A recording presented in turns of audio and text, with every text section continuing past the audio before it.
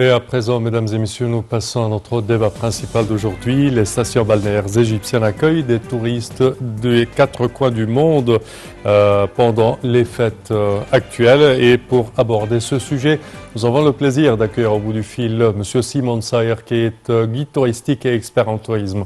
Bonjour, M. Simon. Bonjour. Bonne fête à vous. Merci à vous de même. Parfait. Alors, quand on parle des stations balnéaires en Égypte, on parle des stations balnéaires qui attirent plein de touristes de par le monde entier, surtout avec le tourisme balnéaire en Égypte. Comment voyez-vous cela?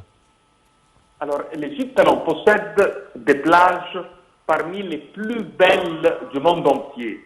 Et surtout, durant la période de fête, nos plages deviennent avec un taux d'occupation presque total. Ce sont des vacances exceptionnelles, car elles combinent des vacances chrétiennes, des vacances musulmanes et des vacances d'État, ce qui a fait une prolongation de cette durée, et c'est une perfection, car les gens ont pu distribuer leur temps pour les vacances. Au lieu que tout le monde va y aller au même moment, il y en avait cette fois-ci une très belle distribution. Certains sont partis les premiers jours de vacances, d'autres au milieu, certains au dernier, ce qui a baissé les prix cette année pour les vacances pour la première fois. En règle générale, quand on a des vacances en commun pour 100 millions d'habitants, je suis certain que les prix sont très élevés. Et uniquement une classe très spécifique qui peut voyager. Mais cette année, c'est excellent. À Alexandrie, à la mer Rouge, à Hurghada et partout, les gens ont pu passer d'excellentes vacances. Les gens sont partis pour passer leur temps sur les stations balnéaires et en famille, avec vraiment des hôtels qui ont fait un accueil fabuleux et beaucoup de préparation pour faire plaisir à ces gens qui sont partis pour y voir la mer et passer un bon moment de Eid al-Fitr. Il y en avait une compétition à présenter les spectacles et les différents programmes, surtout dans la partie du nord et du sud d'Hurghada. Et on trouve là-bas que les hôtels étaient presque à une totalité. Il y en a des hôtels les plus bas, ils ont déclaré 70% taux d'occupation. Mais il y a certains qui ont fait vraiment le plein. Non pas seulement cela, mais d'autres coins comme Makadi Bey, comme El Gouna, il y en a plein qui sont vraiment partis et les gens sont partis en groupe et en famille. Des milliers sont partis et il y avait une très belle compétition pour présenter des services spécifiques d'une façon à faire plaisir au goût oriental et pour le goût occidental. Cette année, on a pu avoir les deux, les Européens et les Égyptiens, pendant le même moment, où ils ont passé Sham el-Nessim, ils ont passé Eid al-Fitr, et vraiment... La fête de Pâques également. Exactement, et la fête de Pâques également. Et de là que les gens qui étaient européens assistant à cela étaient vraiment ravis de voir la vie locale, et au lieu d'être isolés dans un hôtel loin du contact avec le peuple même, cette année, tout le monde était ensemble.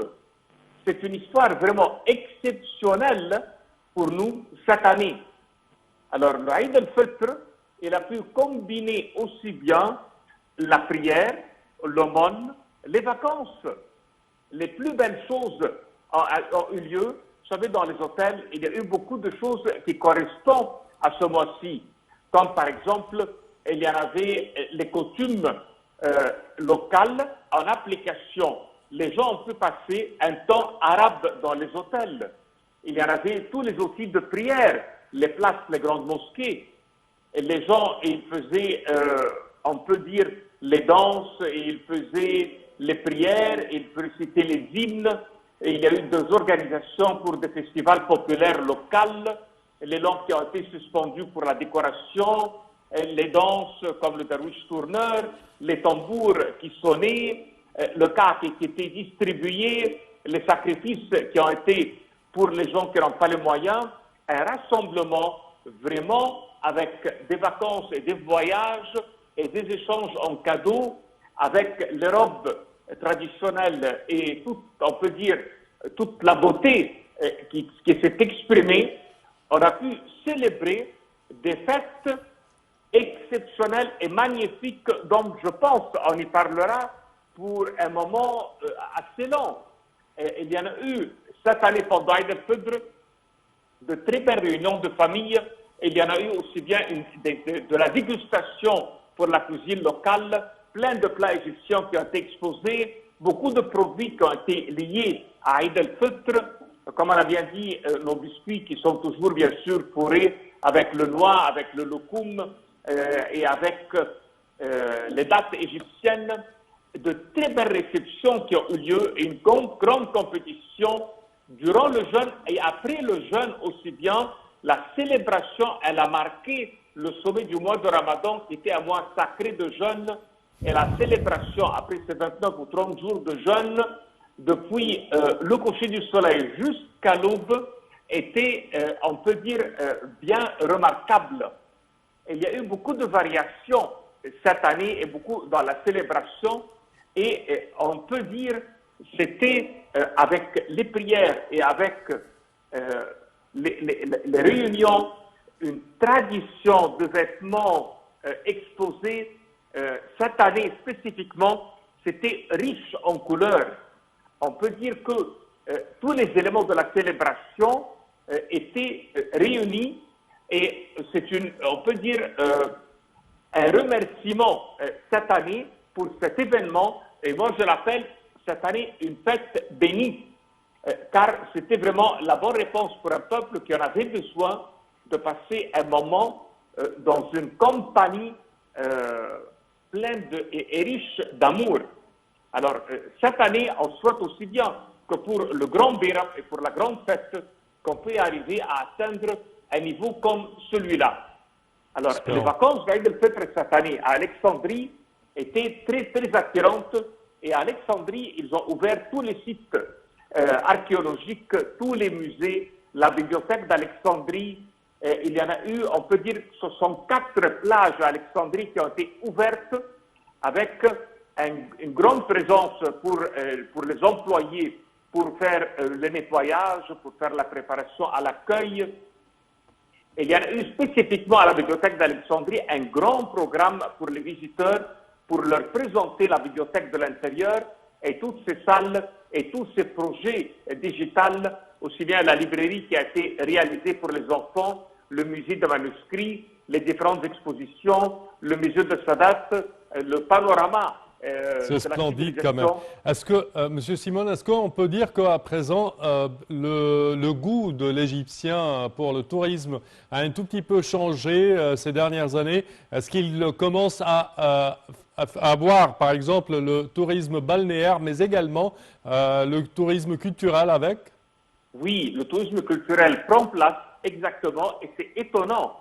Cette année, quand je visite les sites historiques et les musées, le nombre d'Égyptiens et qui sont en train d'admirer toutes les pièces à l'intérieur. Ils veulent avoir une explication, ils veulent comprendre, ils veulent savoir de plus.